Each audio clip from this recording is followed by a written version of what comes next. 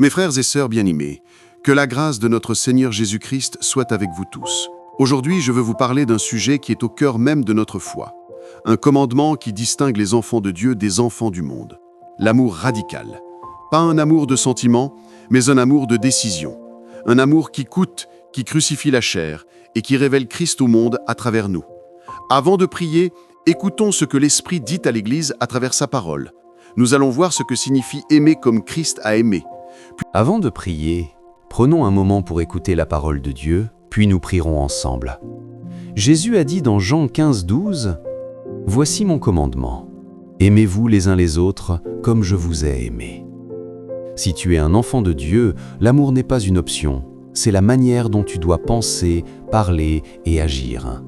Cela signifie que tu refuses de donner à l'amertume un lit pour dormir dans ton cœur. Tu refuses de laisser la haine prendre racine. Tu choisis les 3 chemins de Christ, même quand cela te coûte ton orgueil. Les Écritures te donnent une direction claire sur ce à quoi cet amour ressemble dans la vie de tous les jours. Romains 12, 17 dit « Ne rendez à personne le mal pour le mal. Recherchez ce qui est bien devant tous les hommes. » Ton premier réflexe est peut-être de contre-attaquer quand quelqu'un te blesse. C'est la vieille nature qui appelle. Mais vivre pour Dieu, c'est briser le cycle. Tu ne reflètes pas l'offense. Tu affiches un esprit différent. 1 Pierre 3, 9 le confirme. Ne rendez pas le mal pour le mal, ou l'insulte pour l'insulte. Au contraire, bénissez. La paix fait aussi partie de cet appel. Romains 12, 18 dit « S'il est possible, autant que cela dépend de vous, soyez en paix avec tous les hommes. » Tu ne seras pas d'accord avec tout le monde, mais tu peux rechercher la paix avec tout le monde. Parfois, cela signifie que tu fais le premier pas pour réparer une relation tendue. Parfois, cela signifie que tu gardes ta langue et que tu pries avant de parler.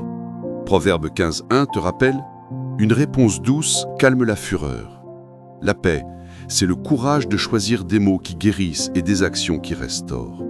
Le pardon est au centre de l'amour chrétien. Tu pardonnes parce que tu as été pardonné. Éphésiens 4, 31-32 ordonne « Que toute amertume, toute animosité, toute colère, toute clameur, toute calomnie et toute espèce de méchanceté disparaissent. » Aimer ainsi n'est pas naturel, c'est spirituel. C'est le fruit qui pousse par l'esprit qui le rend possible. Quand tu es tenté de rendre le mal, l'amour te retient. Quand une conversation s'échauffe, la paix te stabilise. Quand la déception monte, la patience t'empêche de t'endurcir. Ce n'est pas une question de volonté personnelle, c'est la puissance du Saint-Esprit dans un cœur abandonné.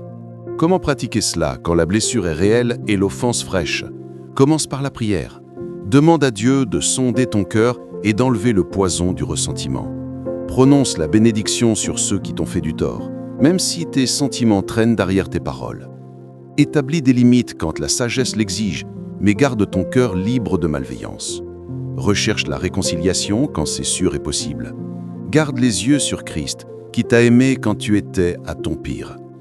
Luc 6, 27-28 t'appelle à une voix plus élevée. Aimez vos ennemis, faites du bien à ceux qui vous haïssent, bénissez ceux qui vous maudissent, priez pour ceux qui vous maltraitent.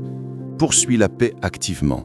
Hébreux 12, 14 dit « Recherchez la paix avec tous et la sanctification, sans laquelle personne ne verra le Seigneur. » La paix n'arrive rarement par accident. Elle pousse. Parfois, tu t'excuseras le premier. Parfois, tu absorberas un affront pour l'unité. Parfois, tu attendras et prieras pendant que Dieu œuvre dans les lieux cachés. Dans chaque cas, crois que l'amour ne gaspille jamais ses efforts. Ne confonds pas l'amour avec l'approbation du péché. Jésus aimait les gens pleinement et les appelait clairement à la repentance. Tu peux faire les deux.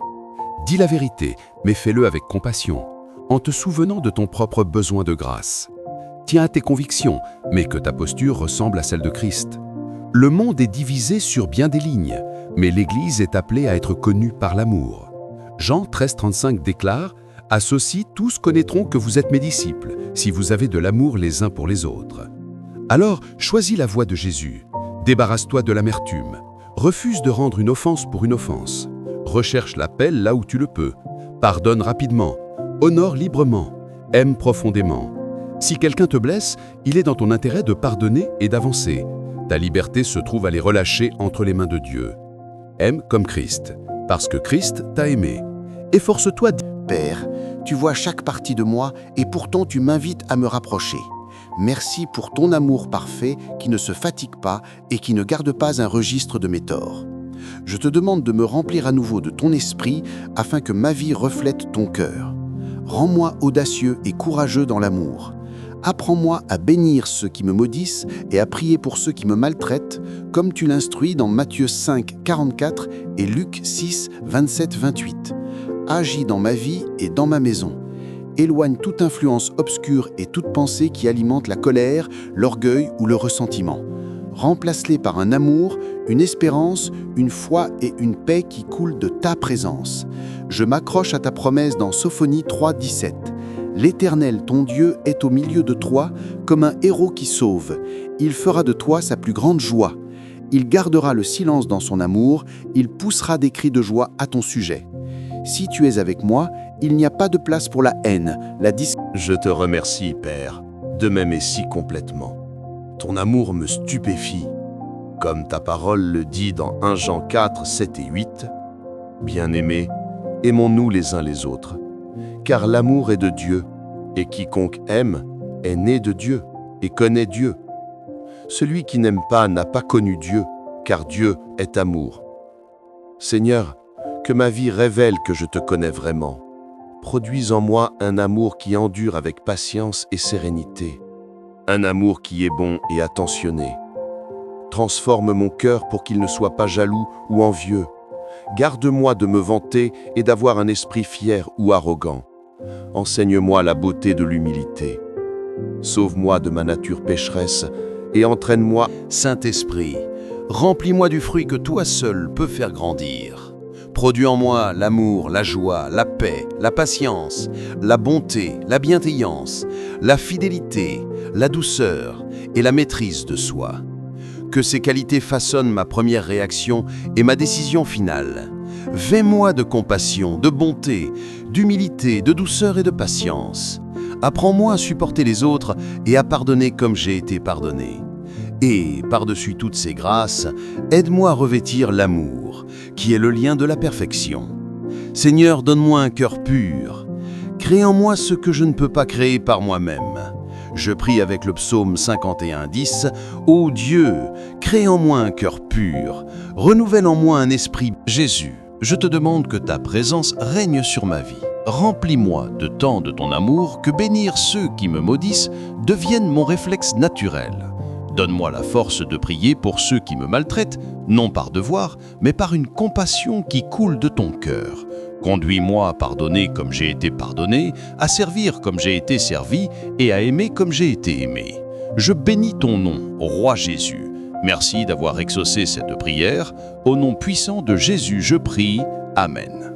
Si cette prière a touché votre cœur, s'il vous plaît, écrivez « Amen » en signe de foi. Je prie pour que chaque bénédiction dans cette prière repose désormais sur vous au nom de Jésus. Et si vous avez besoin d'une prière spéciale, n'hésitez pas à nous le faire savoir dans les commentaires. Nous serons honorés de prier pour vous. Que la grâce et la paix de notre Seigneur Jésus-Christ soient avec vous toujours.